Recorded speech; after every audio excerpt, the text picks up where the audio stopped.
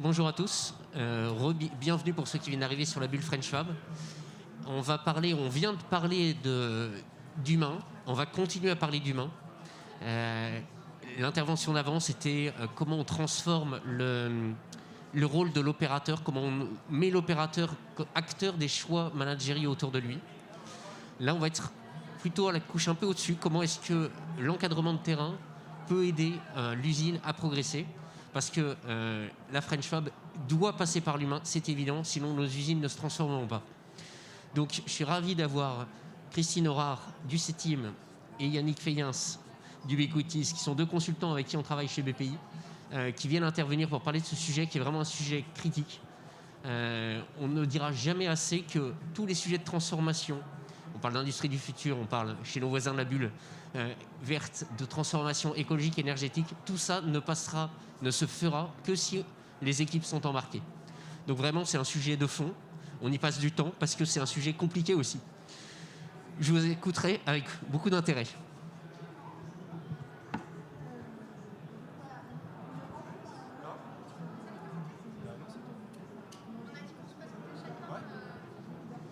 Donc effectivement, bonjour, je m'appelle Yannick Feillant, je suis consultant indépendant et je travaille essentiellement sur des enjeux de performance industrielle, sur des enjeux de transformation digitale et à la croisée, bien entendu, sur les enjeux d'industrie 4.0. Bonjour, je suis Christine Horard, je travaille au CETIM et ma mission au CETIM, le titre de la mission s'appelle Architecte de la transformation. En fait, j'accompagne les industries et plutôt les PME et les ETI dans leur transformation industrie du futur. Donc, on va dérouler à deux voix la présentation et on a choisi de traiter deux thématiques qui sont la première qui s'adresse plutôt aux dirigeants, aux managers qui sont dans un environnement incertain et donc comment donner du sens aux décisions, les décisions qui doivent être prises de plus en plus fréquemment dans un environnement chahuté. Et le deuxième volet qu'on va traiter, c'est comment, dans cet environnement chahuté, continuer à renforcer sa compétitivité, tout ça pour rester dans la course. Donc là, on va développer à deux voix ces deux chapitres. Le premier concerne donc comment prendre des décisions, qui est un exercice devenu de plus en plus complexe. On a aujourd'hui des modèles d'économie planifiée qui ont vécu. L'horizon sur lequel on est capable d'anticiper l'activité et ce que sera le business est de plus en plus court. Donc c'est un élément de contexte important. On a également une accélération du rythme des mutations. Donc là, beaucoup aussi d'instabilités qui sont apportées par ces changements multiples. On a aussi des outils stratégiques classiques avec le découpage en domaines d'activité stratégique qui ne sont pas plus forcément opérants. En tout cas, au niveau des PME et des ETI, c'est un exercice qui est toujours un peu délicat et qui demande du temps. Or là, on est dans un rythme qui s'accélère, donc ce n'est plus tout à fait adapté. On a également une somme d'incertitudes, on l'a vu dans la période qui vient de s'écouler. On a beaucoup d'événements qui ont chahuté l'activité avec des informations multiples et contradictoires. Donc, par exemple, des difficultés aujourd'hui d'approvisionnement avec très très peu de visibilité de ce que la situation va pouvoir être dans les mois à venir. Et puis évidemment tout ça dans un contexte de digitalisation, d'informations multiples qui a tendance, et c'est la représentation de l'ellipse, d'accélérer l'environnement et de le rendre de plus en plus complexe. Du coup, aujourd'hui, pour être un manager capable de faire face à ces situations, il faut savoir prendre des décisions, et des décisions souvent dans un laps de temps court, de plus en plus de décisions avec des horizons courts. Tout ça dans une logique de sens. Il faut continuer, même si les décisions doivent être prises avec beaucoup d'incertitudes, continuer à garder un cap, continuer à garder une logique dans les décisions pour pouvoir continuer à expliquer cela à ses équipes, à se situer. Donc il y a vraiment cet enjeu de sens qui permet de rester cohérent et malgré cet environnement incertain, de prendre des décisions. Donc ce que je vous propose, c'est de vous présenter un outil que l'on a développé avec un partenaire qui s'appelle Diagonart, qui s'adresse à des dirigeants de PME et à des équipes de direction en ETI, qui leur permet, dans ce contexte-là, d'aider à des prises de décision. Cet outil s'appelle le référentiel d'orientation. Vous allez voir, j'ai mis le petit logo en haut à droite qui représente une boussole.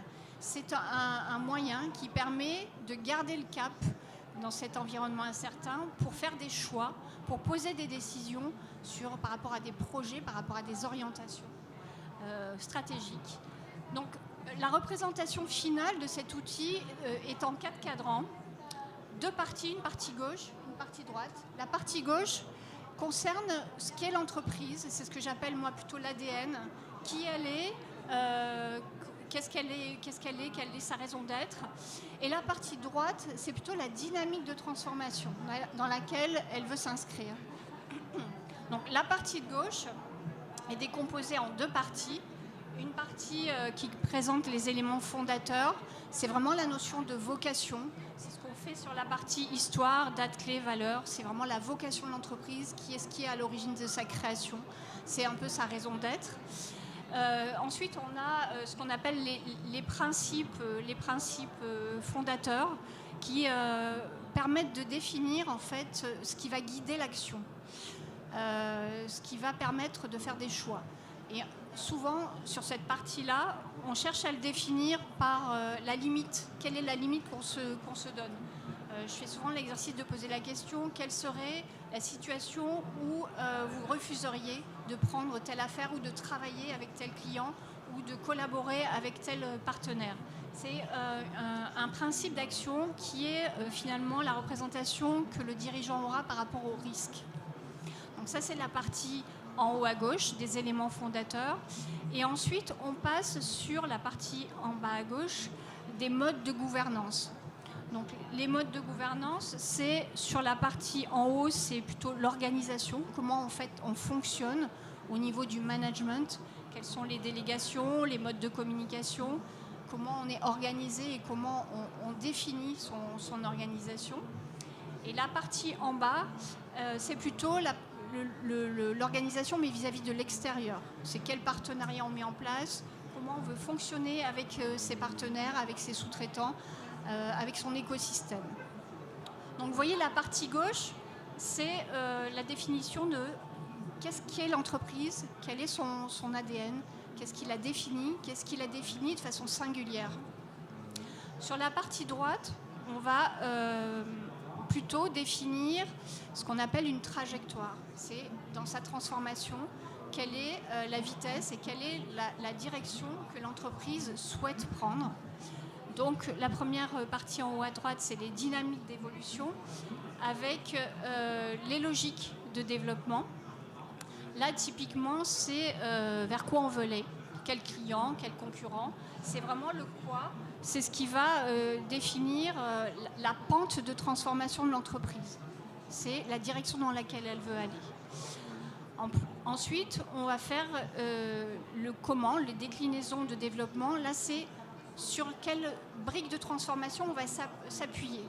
C'est réellement quelles sont les transformations que l'on veut mettre en place dans notre entreprise. On essaye d'être le plus précis possible, sachant que typiquement, là, on énonce des sujets qui ne sont pas en place. Ça peut être des modes de management nouveaux, comme ce qu'on vient de voir tout à l'heure. Ça peut être des technos nouvelles que l'on intègre dans son entreprise.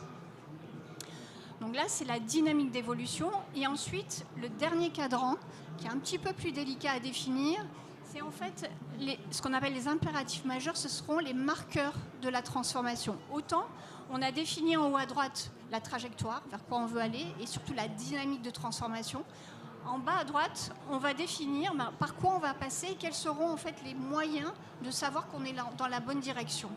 Donc ce qu'on appelle les impératifs majeurs, les ancrages. Alors l'ancrage, typiquement, c'est, on va dire, autant la trajectoire, c'est la pente de la transformation qu'on a définie en haut à droite. L'ancrage, c'est un peu l'origine. C'est quand même ce qu'on doit retrouver dans notre transformation qui doit être un invariant de ce qu'on avait au début. Donc c'est quelque chose qu'on doit retrouver quelle que soit la transformation.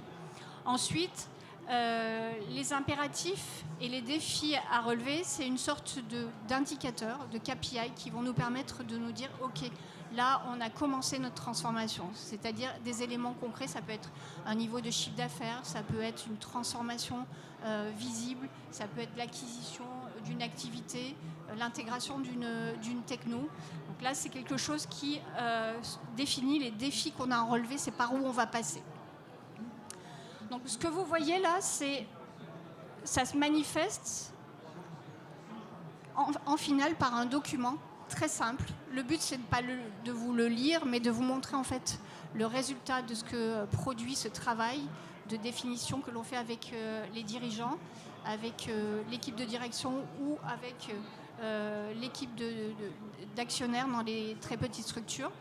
On arrive à un document très simple où on retrouve les 4 cadrans que je vous ai détaillés tout à l'heure, avec des énoncés très ciblés que l'on est capable de communiquer facilement en interne et en externe.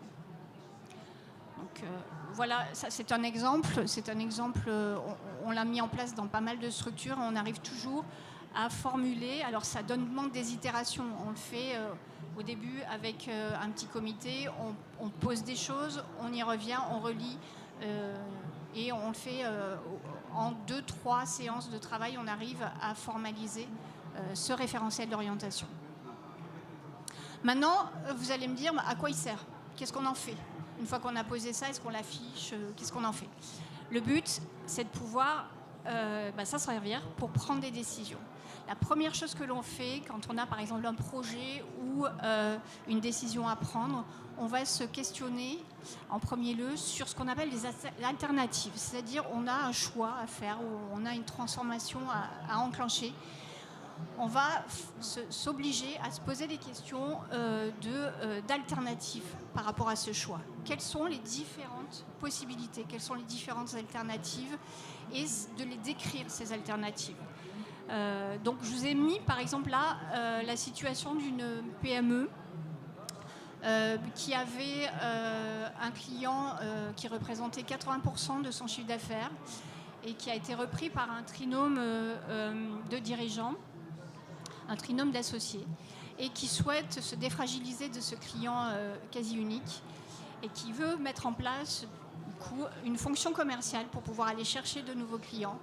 Et on s'est dit, on a construit d'abord le RFO et on s'est dit, on va tester notre RFO, on va utiliser le RFO sur cette décision stratégique à prendre. Et plutôt que de dire, ok, on met en place une fonction commerciale, on recrute, on trouve la perle rare et ça va le faire, on s'est obligé à se dire, est-ce qu'on n'a pas plusieurs façons de fonctionner, plusieurs alternatives?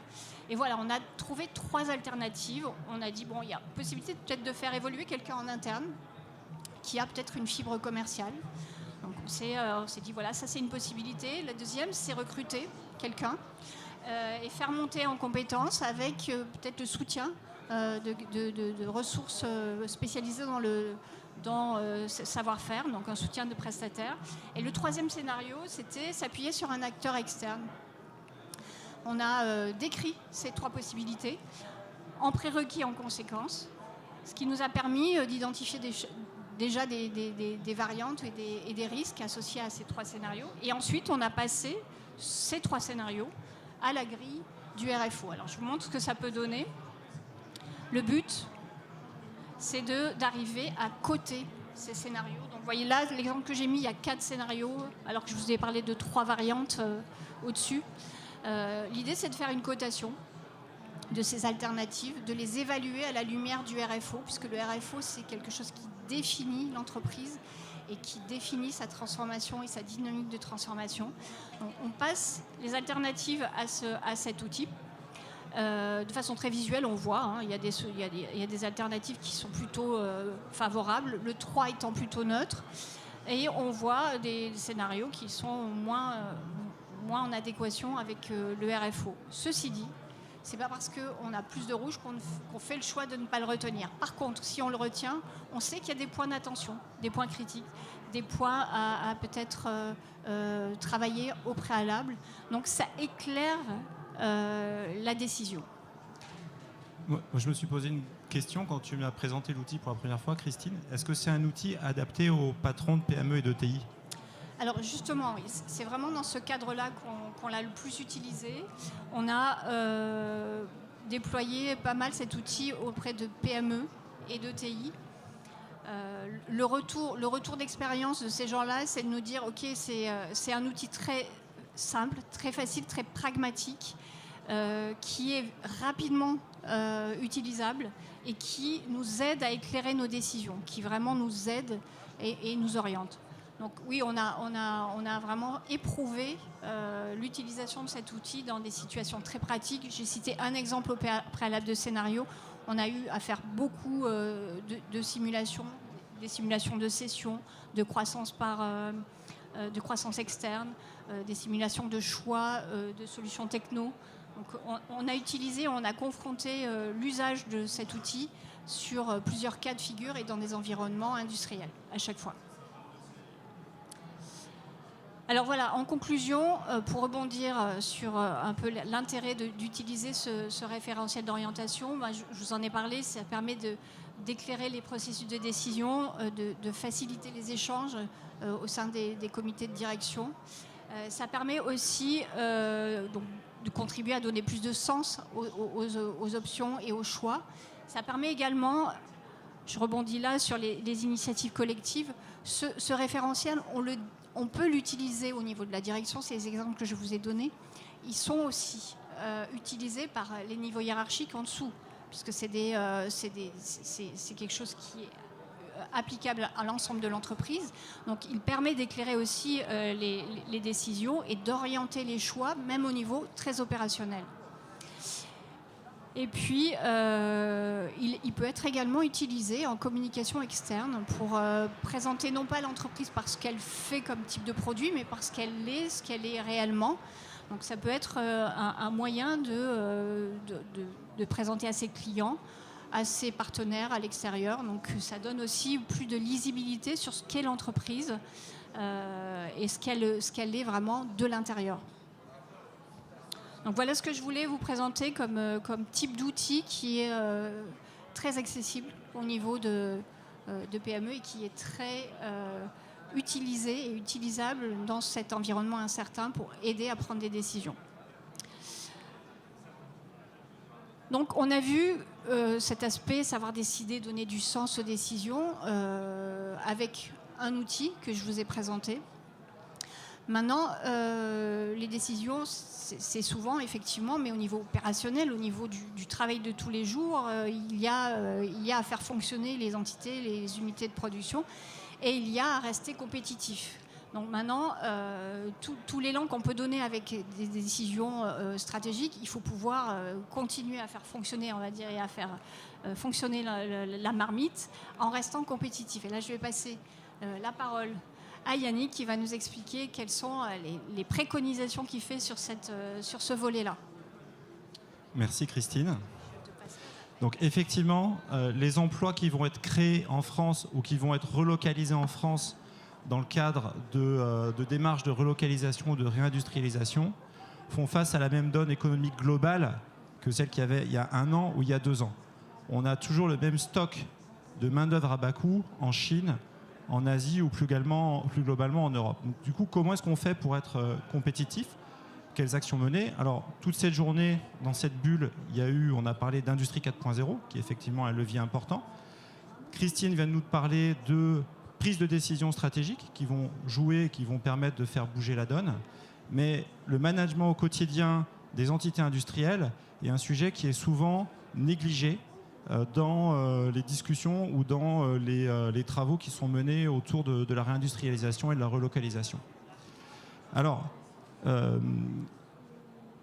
j'y arrivé. Voilà, donc on va faire un focus sur ce point-là. Il y a quelque chose de très important, c'est que les économistes sont clairs sur le poids du management industriel au quotidien dans la compétitivité des entreprises.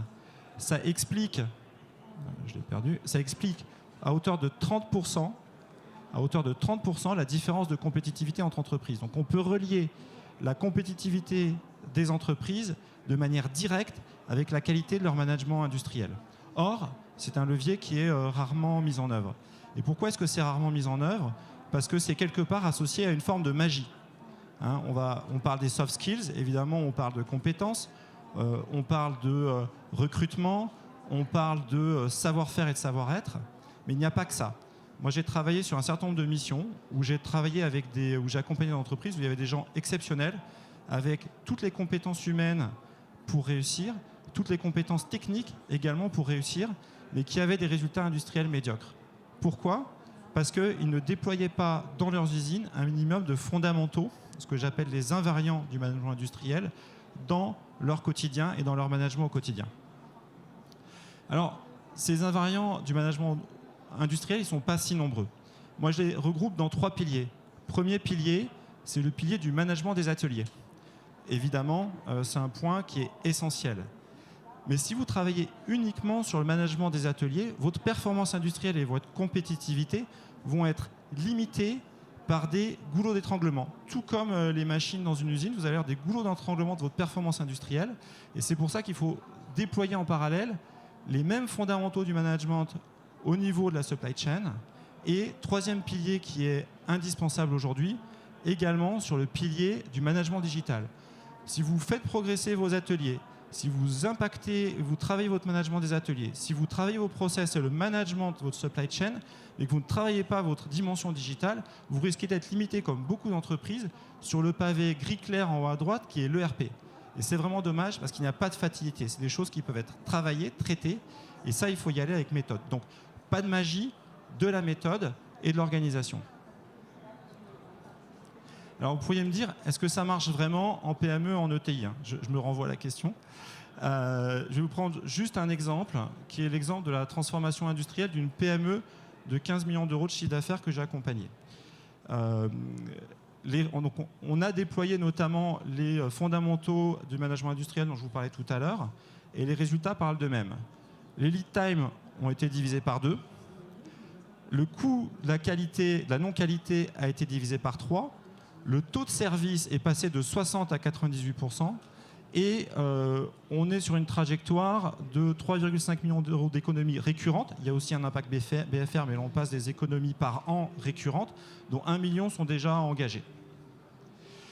Donc, quelle est la part là-dedans? Parce qu'en fait, vous pouvez me demander, mais est-ce qu'il n'y a que les invariants du management industriel? Et ce serait une question pertinente, parce qu'on a eu aussi un plan technique d'amélioration des machines et de retrofit. Mais si on regarde la part... Oui, tu as une question. J'avais une question aussi sur le délai, enfin le temps qu'il a fallu pour obtenir ces résultats, parce que c'est assez impressionnant. En combien de temps il a fallu pour engranger ces résultats? Alors, on est sur une photo à 1 an. Les 3,5 millions d'euros, c'est à la fin du plan à 3 ans. Mais à 1 an, on a déjà 1 million d'euros qui sont engrangés. Le taux de service, on l'a, et le lead time, en gros, dès qu'on a commencé à être en phase action, on a commencé à avoir des résultats et le taux de service à 98%, lead time divisé par 2, c'est à 6 mois. Et sur la qualité, on a eu un petit retard à l'allumage, et je vous expliquerai pourquoi après si on a le temps. On a fait ça en 9 mois. D'accord ? Alors, quelle est la part des invariants là-dedans par rapport à la dimension technique, les invariants du management? La très grande majorité des gains sur le délai, le taux de service et en grande partie sur la qualité jusqu'à maintenant ont été réalisés par du management et de l'amélioration du management. Sur la partie gains économiques, sur le plan global, on est à 36% des gains économiques en estimation. Mais dans la première année, c'est une très grande majorité a été faite par le management. Alors, vous pouvez me dire, il y a à la fois peu et beaucoup de briques dans ce schéma. Par quelles briques démarrer et comment on fait? Alors, si vous avez un consultant sous la main, c'est ce qui a été fait dans l'exemple là où j'ai été présent pour la mise en œuvre et où j'ai porté les actions. J'ai lancé les actions en parallèle dans une méthode de petits pas. On a planté des drapeaux et des banderilles un peu sur tous les thèmes et on les a fait avancer progressivement de manière à enregistrer tout de suite beaucoup de gains. Si vous êtes dirigeant d'ETI, de PME et que vous n'avez pas un consultant derrière, vous allez me dire ça ne marche pas parce que je n'ai pas quelqu'un à dédier à 2 jours par semaine, hein, c'était mon rythme auprès de l'entreprise, pour mettre en œuvre cette action. Et la question de par où on commence, du coup, redevient critique. Alors, ce que je propose, c'est de démarrer dès lundi matin. Il y a des choses que vous pouvez faire dès lundi matin si vous le souhaitez. C'est next morning action, hein, next Monday morning action. Moi, ce que je propose, c'est de démarrer par une instance de pilotage qui s'appelle l'AIC. C'est l'animation à intervalles courts, qui est une animation qui a lieu de manière quotidienne. Alors, je vois un monsieur qui dit oui, c'est un basique, effectivement, mais on va s'en reparler après. C'est une animation qui a lieu de manière quotidienne, qui a lieu sur le shop floor entre opérateurs chef d'équipe et entre chef d'équipe et chef d'atelier. Et l'idée, c'est de piéger donc, à intervalles courts, donc au rythme quotidien, tous les éléments qui peuvent venir altérer la performance et venir les traiter. Et j'insiste sur traiter. Alors tout à l'heure, vous disiez oui, évidemment, hein, j'ai vu dans votre geste, si je ne me trompe pas, vous avez raison. Sauf qu'en fait, ce qui se passe, c'est que dans beaucoup d'entités, ces AIC ne sont pas au niveau suffisant pour apporter un différentiel de performance, en tout cas pour aller chercher toute la performance. Et on va revenir après sur la question du pourquoi. Et donc si chez vous, vous avez des AIC, je suis allé encore trop vite, si vous avez des AIC, lundi matin, vous pouvez quand même aller sur place et voir comment ça se passe. Ça, c'est très pratique. C'est une action très pratique à réaliser tout de suite et d'aller quelque part auditer et rebooster la dynamique de ces entités. Pourquoi ? Parce que souvent, alors comment on fait lundi matin pour mettre en place l'entité, hein, si on ne l'a jamais fait, ou si ça ne marche pas, c'est peut-être parce qu'on ne sait pas faire et quels sont les critères. Donc moi, ce que je vous proposais, c'est 4 critères dans une grille de lecture des AIC que vous pouvez emporter avec vous lundi matin et vérifier comment ça se passe. Première chose, il faut que ça soit un vrai rituel. Alors, c'est un petit peu, ça va peut-être vous sembler étrange, mais il faut que ça démarre à l'heure, que ça finisse à l'heure. Il faut que tous les gens qui sont membres de cette réunion soient présents. Ce n'est pas toujours le cas. Et dans ce cas-là, c'est un signal que les gens n'apportent pas à cette instance toute l'importance qu'elle requiert. Deuxième chose, c'est il faut mettre l'église au milieu du village.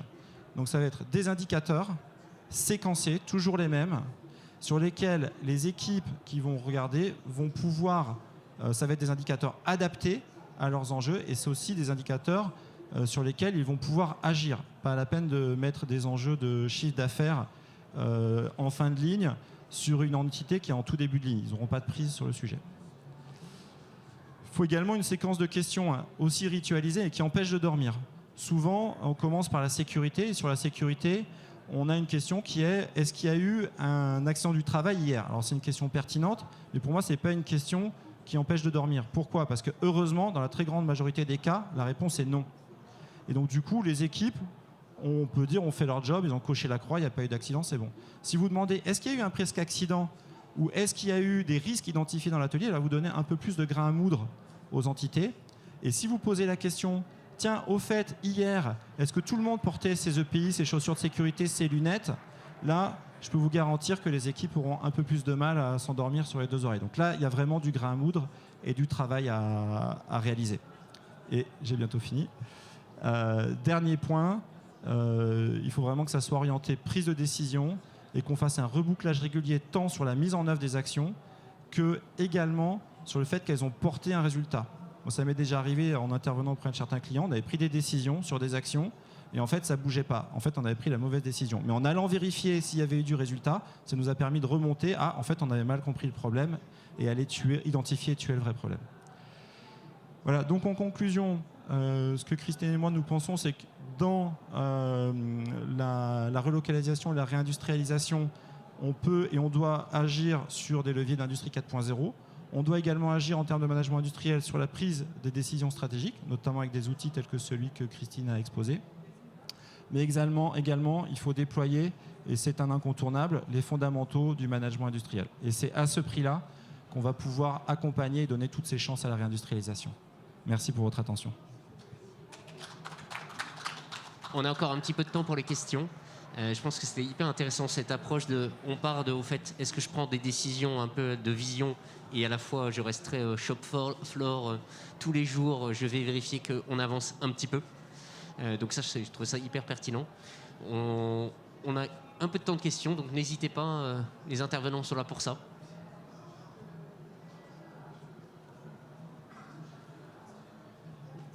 Ma question elle est sur ces pratiques, les AIC, les choses comme ça. C'est quoi le degré de pénétration de tout ça dans notre monde industriel ? Ça semble une évidence, mais on va peut-être répondre tous les trois d'ailleurs, je pense. Christine ? Et surtout dans les toutes petites structures, en fait. C'est-à-dire le nombre d'entreprises qui est-ce qu'on le fait ? Est-ce que c'est nouveau pour les gens ? Qui appliquent ces basiques. C'est ça la question ? Hélas, qui appliquent vraiment, il y en a pas beaucoup, parce que on dit les AIC, hein, il y a plusieurs niveaux. Hein, il y a l'AIC 5 minutes, shop floor, et puis il y en a d'autres. Vraiment avoir la totale sur tous les niveaux, sur tous les sujets, et de façon très pertinente, c'est difficile. Ça demande vraiment une rigueur très très importante. Oui, alors ça va dépendre de la taille des entreprises. TPE, il n'y en a pas, ou très très peu, alors qu'en fait ça peut marcher, et ça marche quand on les met en place. PME, au fur et à mesure que vous croissez en chiffre d'affaires, il y en a un peu plus, mais là la qualité elle est discutable, et c'est pas toujours l'orientation, c'est pas toujours les bons indicateurs qu'on regarde, etc. Puis au fur et à mesure qu'on va vers les grands groupes, c'est un peu plus présent et un peu plus processé. Ouais, je suis assez d'accord. Malheureusement, je pense que malheureusement c'était le bon terme. Je me souviens, une fois, je donne une formation à nos clients de la mode et du luxe. Je les ai engueulés sur le sujet du lean. Je leur dis, c'est pas parce que vous faites de la confection, de la joaillerie ou autre, que vous bossez pour le luxe, que vous avez le droit de bosser comme des cochons. Donc l'AIC, ça marche aussi dans ces cas-là.